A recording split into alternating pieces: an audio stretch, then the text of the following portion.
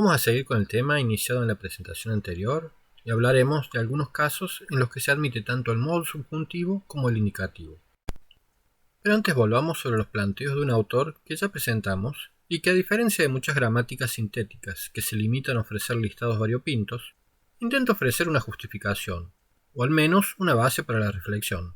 Francisco Mattevon. Hay oraciones subordinadas que emplean el indicativo y el subjuntivo también aparece en oraciones principales, por lo que la mera asociación indicativo igual oración principal y subjuntivo igual oración subordinada no es satisfactoria. En su gramática comunicativa del español, Mattevon diferencia el indicativo y el subjuntivo en cuanto a la información que presentan en una oración. Intentemos especificar un poco esta aseveración y presentar algunos ejemplos que sirvan para ilustrar la idea. Numerosos autores consideran que el indicativo se usa para afirmar o declarar algo, mientras que el subjuntivo no posee esa propiedad. Después de todo verbo en indicativo, quien escucha conoce algo nuevo sobre el sujeto del verbo. No es el caso de los verbos en subjuntivo. Así, tras haber oído Pedro bebe mucha cerveza, sabemos algo sobre las costumbres del sujeto del verbo beber, sobre Pedro. No sucede lo mismo en su mujer no quiere que beba cerveza, o a su mujer no le gusta que beba cerveza. Estos ejemplos nos informan de algo sobre la actitud de la mujer, pero no sabemos si el sujeto de la oración subordinada bebe o no bebe, le gusta o no le gusta la cerveza, solo lo podemos presuponer. Vemos aquí que el indicativo presenta informaciones nuevas sobre los gustos y deseos de la mujer, pero el subjuntivo no informa de la misma manera. Además, si consideramos otros ejemplos, podemos constatar que el verbo en subjuntivo se refiere a datos que el interlocutor ya conoce o que el enunciador decide presentar como tales. Cuando se emite un enunciado como «es significativo que Antonia no haya llamado», nos encontramos en un contexto en el que ya se sabe que el sujeto no ha llamado. Con esta oración, el enunciador habla de un dato que ya estaba disponible. El subjuntivo, por lo tanto, presupone la información. En cambio, el indicativo la presenta como nueva, lo cual se ve claramente si comparamos con la aseveración «Antonia no ha llamado». Hay algunos casos en los que se puede emplear tanto un tiempo informativo, es decir, del indicativo o del condicional, como uno del subjuntivo. En el primer caso, el enunciador busca informar, mientras que en el segundo, el enunciador no puede o no quiere informar o presuponer la información. Tenemos ante todo las oraciones concesivas introducidas por una serie de fórmulas tales como aunque, si bien, que son las de uso más frecuente, por más que, por mucho que, a pesar de que, y con un adjetivo o un adverbio por muy que y por más que. Por ejemplo, aunque lo he llevado 3 veces al taller, sigue sin funcionar. Recordemos, una oración concesiva subordinada manifiesta un impedimento inefectivo para que se dé la situación expresada en la oración principal. Aunque introduce una información, ya lo he llevado 3 veces al taller, antes de dar paso a la afirmación concesiva. Sigue sin funcionar. Cuando lo dicho no constituye información, se emplea el subjuntivo. En aunque me lo hayan arreglado 3 veces, sigue sin funcionar. Que lo hayan arreglado 3 veces es una información que se da por supuesta o sabida. Probemos con un tiempo futuro o virtual ofreciendo un contexto más amplio. Los mecánicos creen que el problema está en el sistema eléctrico, pero para mí el problema es la bomba de combustible. Aunque lo arreglaran 1000 veces, seguiría sin funcionar. Queda claro que el auto o la máquina no funciona y aún no ha sido arreglada.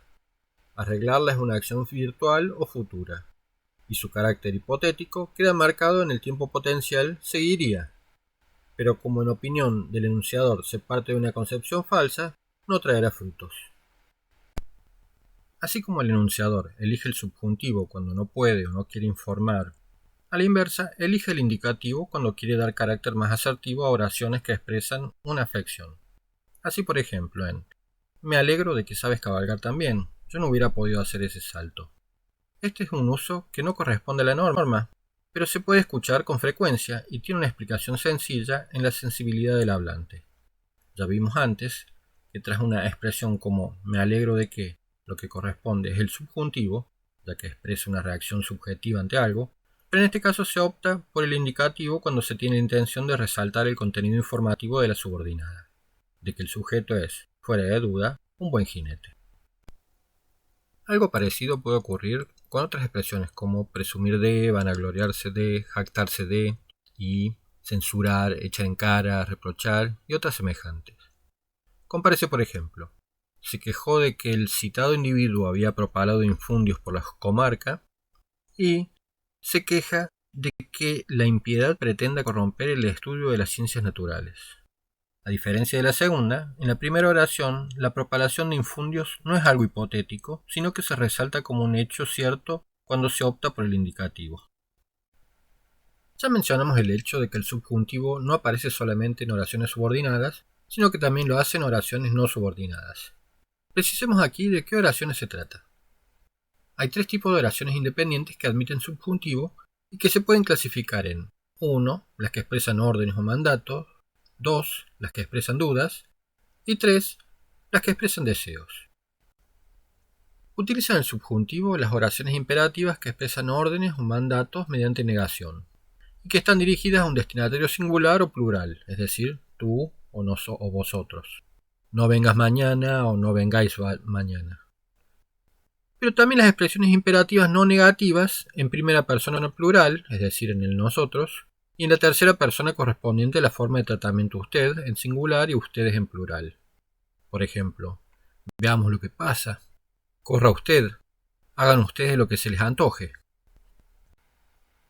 Las expresiones dubitativas, que incluyen los adverbios quizás, tal vez y acaso, pueden provocar la aparición del subjuntivo en oraciones principales. Pero esto no es obligatorio, sino que tanto el indicativo como el subjuntivo son posibles. Es decir, tanto tal vez ya sepas que llegan mañana como tal vez ya sabes que llegan mañana. El sentido de falta de certeza se expresa ya en el adverbio, por lo que con frecuencia el uso del subjuntivo puede resultar redundante y el hablante tiene más libertad para elegir. Lo mismo ocurre con los adverbios posiblemente y probablemente, que permiten ambos modos, a diferencia de lo que ocurre con el adverbio seguramente, que siempre va seguido de indicativo. No dan lugar a vacilación las expresiones de duda, a lo mejor, que siempre va con indicativo, y puede que siempre va con subjuntivo. Por último tenemos que conllevan el uso del modo subjuntivo las expresiones desiderativas con ojalá, ojalá que, así y quién.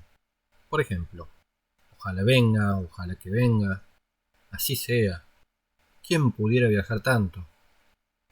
La alternancia entre presente e imperfecto y entre pretérito perfecto y pretérito pluscuamperfecto del subjuntivo no es temporal como se podría pensar, ya que el deseo se formula siempre en un momento presente. El empleo de unos y otros, con ojalá, depende tan solo del grado de posibilidad con que el hablante evalúa la realización del deseo formulado.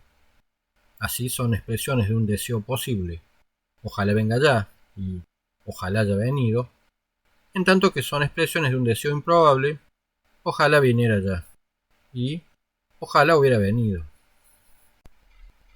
Nos queda un último tema de importancia a la hora de aprender y también de enseñar el uso del subjuntivo, y es su aplicación a la hora de usar el discurso indirecto o referido.